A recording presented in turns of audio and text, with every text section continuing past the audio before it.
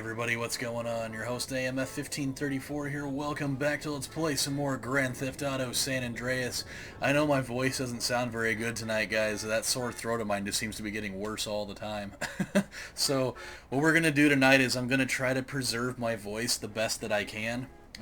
By just not projecting quite as loud as I normally would, considering that I've already gone through a full days of work of doing that, which actually made the whole thing worse. But so I know this is going to be a little bit shaky, but I really wanted to play tonight, and if I can make some solid progress this evening, then everything will be totally worth it. So I really wanted to film this last night. I just didn't have the energy for it. I mean, I don't really have the energy for it now, but if we can do this, it'll totally cancel out anyways. So I've got a fun story time for you guys tonight. I found this dream sequence that I had written down in my notebook about a week ago, and it's quite possibly one of the weirdest dreams I've had in probably like a year to a year and a half. So let's take our mission right here, and then we'll talk about it in a few minutes. Now I know you blind, man, but you gotta see this. Very clever. That's really funny. Hey, I know that you can't see any part of this and you're blind, but I'm going to show you this awesome thing anyways. Alright, the cash room is on the bottom level. There's a bunch of rooms and a tunnel under the whole building. Carl, why are you pointing? He can't see you. Like, I totally get it. You know, people that are really animated when they talk and they move their hands. I do that too. It's just really funny that he knows that he's blind, but he keeps doing it anyways. Code access, and in places, a swipe card. Hey, are you pointing again? See, he totally gets it. He's like, come on, Carl, I can't fucking see it, man. Don't worry about it. Practice for when we finally get a crew in on this. Yeah, I know. Hey, boss, this arrived for security. Hey! Damn, man. Now we've seen the plan. Well, it's really funny that he's got like his whole master plan hidden behind that Love Fist poster. Oh, God, it hurts really bad.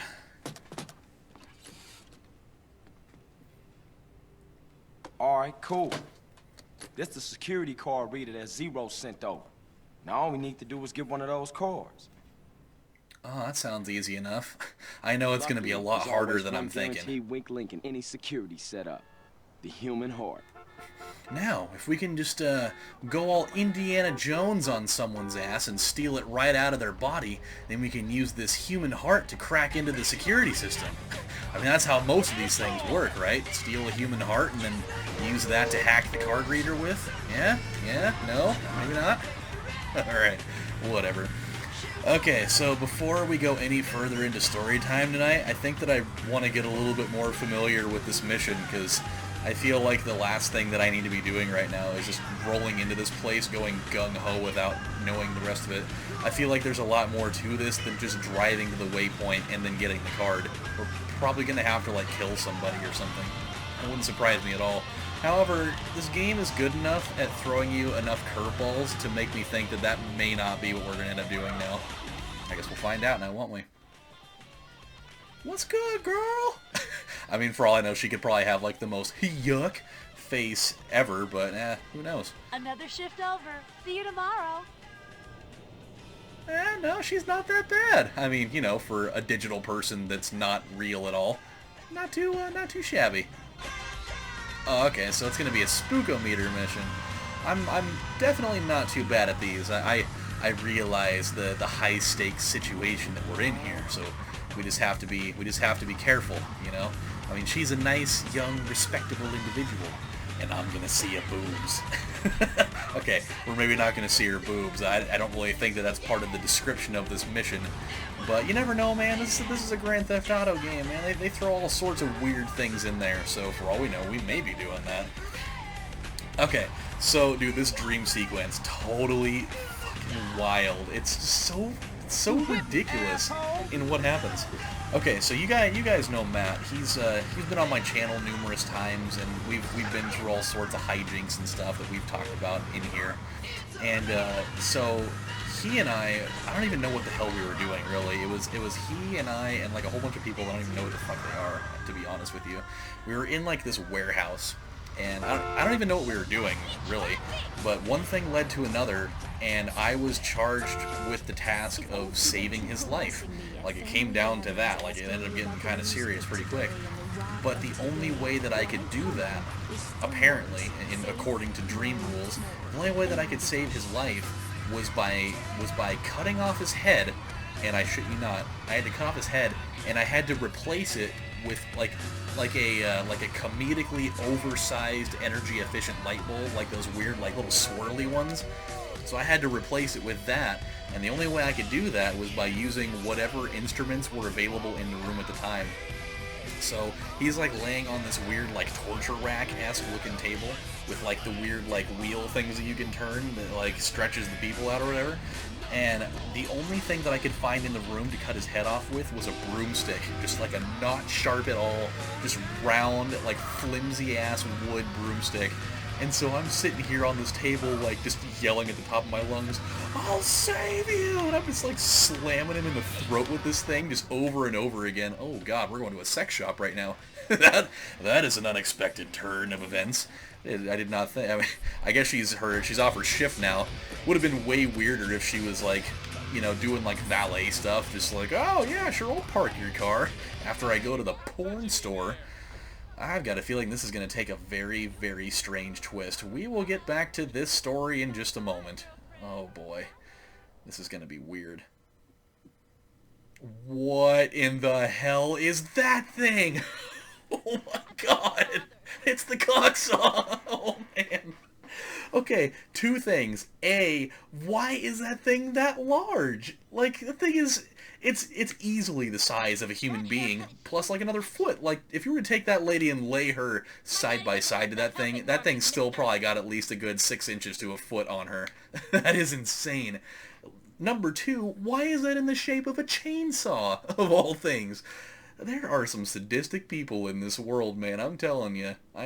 Whoa, okay. Man, they'll apparently let you just wear whatever you want to work anymore, as long as you got nipple covers on. If those are even that, she may just have extremely dark nipples. That's all we know. God, this is just like fucking like super long dildo world. All right, let's go check. Let's go check the wall here. This ought to be interesting. Oh God, Hamster Love 2. What the hell does that say? The Passage of Passion. Oh God, Naughty Nurses Part 4. Return of the Anaconda. He's back in his biggest adventure yet. Oh boy. That can't be legal. That looks like it's in a prison cell. Oh no. Granny Grabber 10. Oh man, I love this game. It's just so weird. And Vinewood Call Girls, the most like normal sounding porn there is. You never know what you're gonna find in this game, man. There's always something. Look at this guy. He kind of looks like a druggy version of Keith Urban, just staring intently at the space between Vinewood Call Girls and Jenny and Sarah Lesbo Adventure. Like, God damn it, they don't have Put It Where I Stink 34. I'm so upset right now.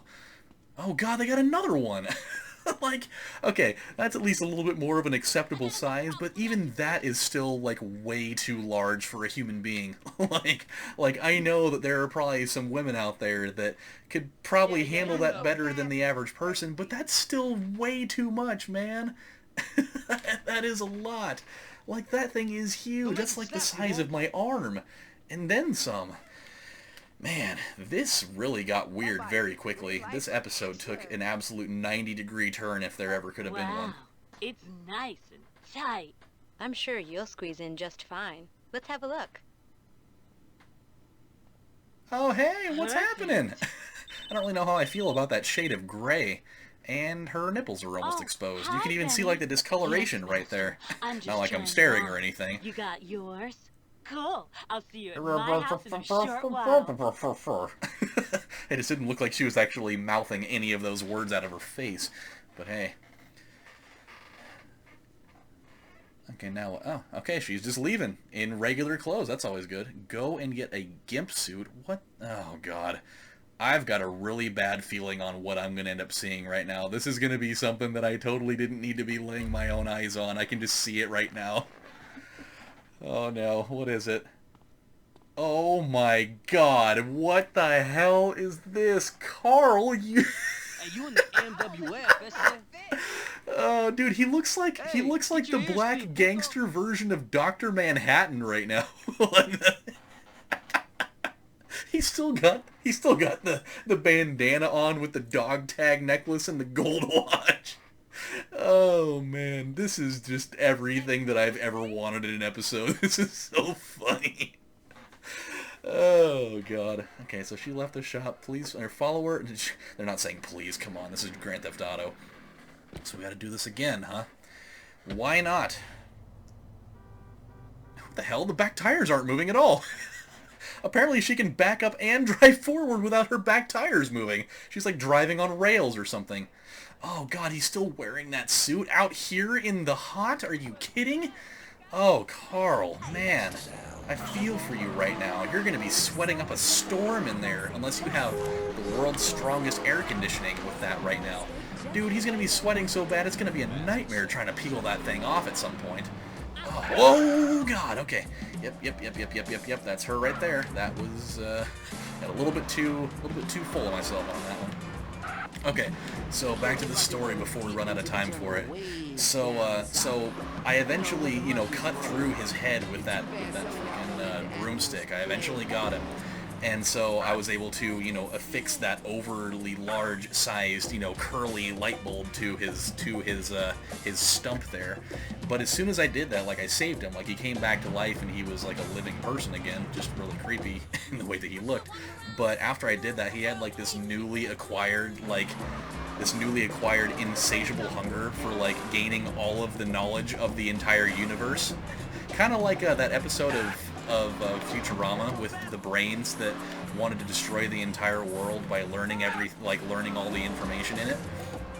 And so he had like this crazy like hunger for learning everything about the universe, and that eventually like doomed all of civilization. And so like all of the citizens, like all 7 billion people on the planet that were alive, they were all murdered like heinously by sentient encyclopedias. Like, they became self-aware and came to life and killed everybody.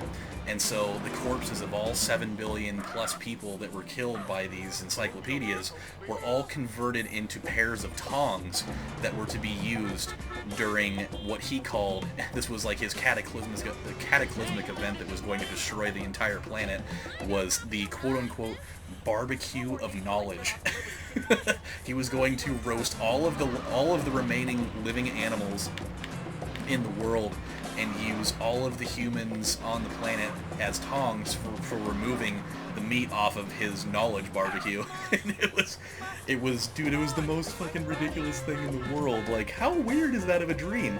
I woke up laughing hysterically because I couldn't understand what I had just gone through there. It was just the most obscure thing that I could have ever thought up in my life. And so when I woke up, I was just dying laughing, and I wrote the whole thing down because I just couldn't believe it was real. And then last night, I totally had a dream that the reanimated corpse of Einstein was coming after me and trying to kill me after I pissed on his grave. Like, I don't know why I would defile his grave like that. He's like one of the brightest minds of all time, but apparently I was just not down with something. Okay, he'll be arriving shortly. Wait around and make sure he doesn't make it to the house. So, who are we talking about here? Is he going to be like a guy strolling up in a car looking like this, or what? Who's this guy? What's up with this guy over here? He looks, he's having quite the day here. What is that in his hand? Hold on a second. What is that? Wait a minute. Is that a giant dildo? Hold on a minute. Maybe that's the guy. Hold on just a second. I think that might be the guy we have to kill right now. It is. That was Hold on a second. Who does that? Who is just walking down the street with a giant dildo in their hands? I don't understand what's going on in this world. Everything is so weird right now. The door's open, Master. Oh, boy. Oh my God. What in the hell is wrong with this game right now? This is so weird. I know. Spit it out, filthy worm. You'll never break me. Or maybe he will. You've got all the tools for him to totally break you right now. I'll punish you more. Oh, Benny, you minx. Oh boy. Get it, Carl. Plow her insides till there's nothing left, man. That's all I gotta tell you. That's my... You love me, sure. Huh. Alright, well I guess he really did it. The irrigation worked out perfectly. You have another girlfriend. You will have to wine and dine her before she will give you the key card. Alright, we did it, man! In the process, we got ourselves a new girlfriend. That was awesome! The Gimp suit has been delivered to your wardrobe, and now we get to hold on to this awesomely large dildo for no reason. Dude. Oh, this episode got out of hand so fast. I can't even fathom what has happened here. Oh god. Okay, we're gonna have to stop this episode now, or at least go back so that we can save. My throat's definitely hurting up a storm right now, but dude, I gotta tell you, it was totally worth every minute of this 16 plus minutes it'll be by the end of it. This was by far the most outrageous thing that we've had to endure so far in this series.